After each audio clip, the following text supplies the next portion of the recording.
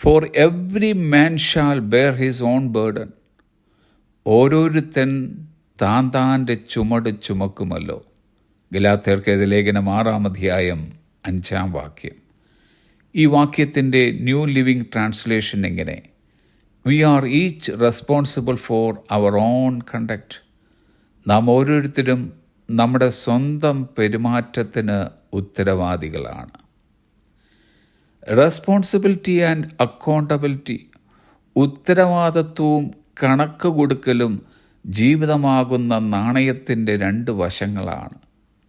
നമ്മുടെ പെരുമാറ്റം സത്യമായതും നീതിയായതും നിർമ്മലമായതുമായിരിക്കണമെന്നത് പ്രാധാന്യമർഹിക്കുന്നത് പോലെ നമ്മുടെ പെരുമാറ്റത്തിൻ്റെ ഒടുവിലത്തെ കണക്ക് നാം ബോധിപ്പിക്കേണ്ടി വരുമാണ് എന്ന ബോധം നമുക്കുണ്ടാകണം. യേശു കർത്താവ് പറഞ്ഞതത്രേ, that every idle word that men shall speak, they shall give account thereof in the day of judgment. എന്നാൽ മനുഷ്യർ പറയുന്ന ഏതു നിസാര വാക്കിനും ന്യായവിധി ദിവസത്തിൽ കണക്ക് ബോധിപ്പിക്കേണ്ടി വരും.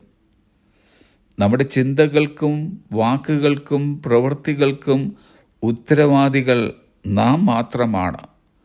ഇതിലൊന്നിൽ തെറ്റിയാൽ അവയുടെ കണക്ക് ബോധിപ്പിക്കേണ്ടിയത് നമുക്ക് വേണ്ടി മറ്റാരുമല്ല, നാം ഓരോരുത്തരും തന്നെയാണ്. അതുകൊണ്ട് മറ്റുള്ളവർ എന്താണ് പറയുന്നതും ചെയ്യുന്നതും എന്ന് നോക്കി അവരുടെ കുറവുകളുടെ കണക്കുകൾ എടുക്കാതെ നാം നമ്മിലേക്ക് നോക്കി നമ്മെ തന്നെ വിധിക്കുക. യേശു കർത്താവ് പറഞ്ഞു, നിങ്ങൾ വിധിക്കപ്പെടാതിരിക്കേണ്ടതിന് വിധിക്കരുത്. നിങ്ങൾ വിധിക്കുന്ന വിധിയാൽ നിങ്ങളെയും വിധിക്കും. നിങ്ങൾ അളക്കുന്ന അളവിനാൽ നിങ്ങൾക്കും അളന്നു കിട്ടും. സ്വന്തം കണ്ണിലെ കോൽ കാണുവാനും അതെടുത്ത് കളയുവാനും അത്രേ നാം ആദ്യം പരിശ്രമിക്കേണ്ടിയത്. ഗലാത്യ ലേഖനത്തിൽ നാം വായിക്കുന്നു 6:4. Pay careful attention to your own work. സ്വന്തം പ്രവൃത്തിയിൽ സൂക്ഷ്മമായി ശ്രദ്ധ ചെലുത്തുക. നാം നമ്മുടെ പ്രവൃത്തിയെ വിലയിരുത്തേണ്ടുന്ന ഇടമത്രേ പരിശുദ്ധനായ ദൈവത്തിൻ്റെ വെളിച്ചത്തിൻ്റെ മുമ്പിൽ. മറ്റുള്ളവരെ നോക്കി നിനക്ക് അയ്യോ കഷ്ടമെന്ന് ആവർത്തിച്ച് പറഞ്ഞുകൊണ്ടിരുന്ന പ്രവാചകനായ യെശയ്യാവ് പരിശുദ്ധനായ ദൈവത്തിൻ്റെ മുമ്പിൽ വന്നപ്പോൾ അവൻ ഇങ്ങനെ നിലവിളിച്ചു. യെശയ്യാപ്രവചനം 6:5. എനിക്കയ്യോ കഷ്ടം, ഞാൻ ശുദ്ധിയില്ലാത്ത അധരങ്ങളുള്ള ഒരു മനുഷ്യൻ. ദൈവത്തിൻ്റെ വിശുദ്ധിയുടെ വെളിച്ചത്തിൽ മാത്രമേ നമ്മുടെ ശരിക്കുള്ള അവസ്ഥ നാം തിരിച്ചറിയുകയുള്ളൂ.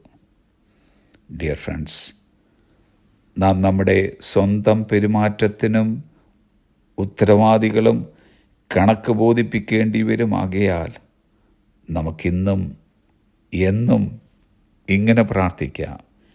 എൻ്റെ പാറയും എൻ്റെ വീണ്ടെടുപ്പുകാരനുമായ യഹോവേ, എൻ്റെ വായിലെ വാക്കുകളും എൻ്റെ ഹൃദയത്തിലെ ധ്യാനവും നിനക്ക് പ്രസാദമായിരിക്കുമാറാകട്ടെ. ആമേൻ. Have a blessed day.